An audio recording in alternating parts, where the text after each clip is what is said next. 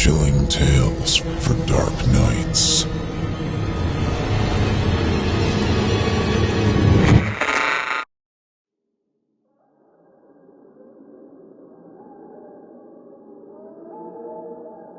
Beneath Our Feet. Written by Max Aaron of UnsettlingStories.com. Performed by Kristin Holland.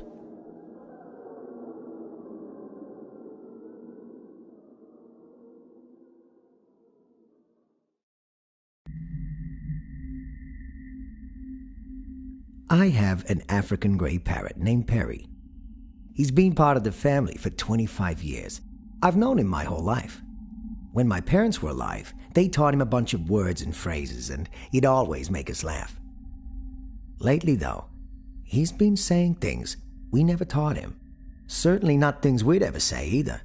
Nancy, my wife, was in the kitchen with her friends the other day when they all heard Perry squawk, "It bathes in tears and rains beneath our feet."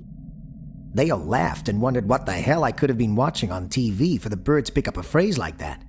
They continued their lunch, but 10 minutes later, Perry started again. "It rains beneath our feet. It rains beneath our feet. It rains beneath our feet." Then he squawked and screamed and rattled his cage so hard that he almost fell off the table. Nancy checked to see if he was okay, and he chirped and allowed it to stroke his head with a finger. He seemed no worse for wear.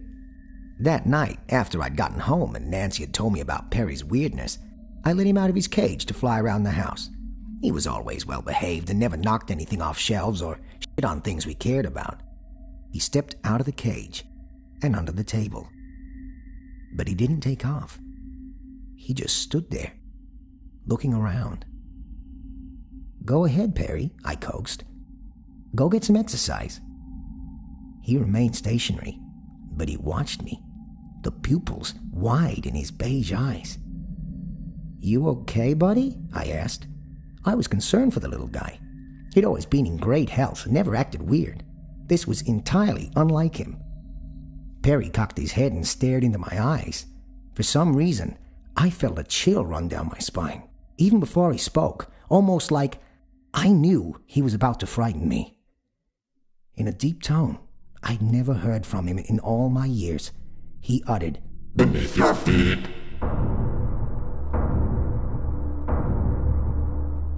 Something knocked on the floor directly below where I was standing. I jumped about a mile and stepped away from the bird, who hadn't moved. "Still beneath your feet."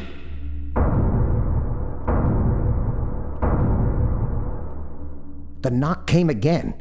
It was 100 times louder and so powerful, my ankle twisted under me and I fell sideways onto the couch. The floorboards where I'd been standing bulged upward. One had cracked. Nancy came running downstairs asking what the hell was that?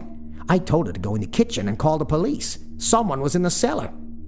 Nancy and I waited by the door for the police to arrive. They got there quickly. We let them in and they went into the basement. A couple minutes later, they came back up. "No one's there," they told us. "Wait, then what?" The older cop cut us off. "Can you come look at something with us?" "Okay," Nancy said. "But what is it?" "Just come downstairs." We followed the cops into the basement.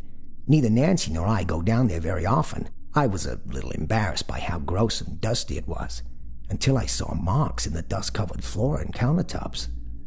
"Are those footprints?" I asked, more to myself than to anyone around. "That's what we thought," said the younger officer. "But they look pretty weird for footprints." We got to the part of the cellar that was under where I'd been standing. The cops aimed their flashlights at the wood above our heads. An indentation was clearly visible. It almost looked like a punch, but the shape wasn't of any hand we'd ever seen. It looked like it had too many knuckles, too many bones. What the hell? I traced my finger over the indentations. I shivered. Upstairs, Perry squawked. The floorboards around the indentation began to leak. Liquid dripped into my mouth and I sputtered. It was salty and reminded me of the taste you get after crying for a long time. "Did something spill upstairs?" the older cop asked. "Yeah, maybe the bird knocked something over." "Is that him making all that noise?" I nodded. He's been weird all day. We headed back upstairs and the cops told us to call if we have any other concerns about someone being in our house. Nancy and I thanked them and they left. I stared at the damage to the living room floor. Perry hadn't knocked anything over, but there was a small puddle on the wood. He'd gone back into his cage and sat in the corner, quietly clucking. I approached the cage. There were little wet footprints around it. They were his prints. It looked like he might have lapped up some of the water that had been on the floor while we were in the cellar. "What's going on, bud? You having a rough day?" I tried not to think about what had happened. There had to be a reason for it. Maybe the wood had warped.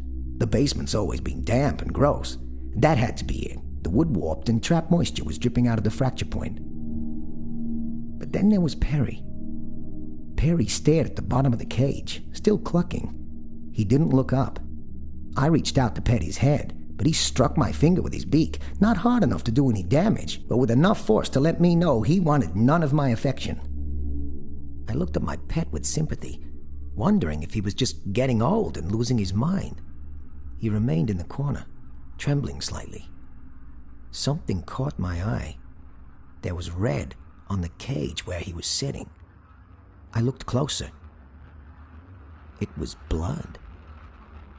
"What happened, Perry?" I asked, and reached inside to pick him up, knowing I was in for a pecking. Before I could grab him, he spoke in that same chilling voice. "It will bathe in blood and clean the sky." He paused, then slowly spoke. 27 days. I picked up my bird to see how badly he was hurt, but before I could assess his wound, I saw what was in the corner where he was sitting.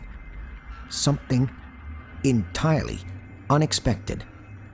Perry, my male African gray parrot, had been sitting on a bloody black egg.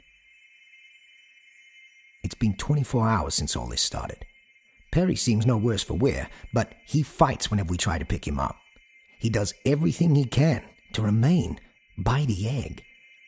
I don't know what's happening to him, and I have no idea what he means with any of the stuff he's saying. Whenever he talks now, it's just 26 days, followed by the word hours. The number of hours keeps going down. And I haven't heard it, but Nancy swears she hears soft knocking coming from the basement each time Perry makes his announcements.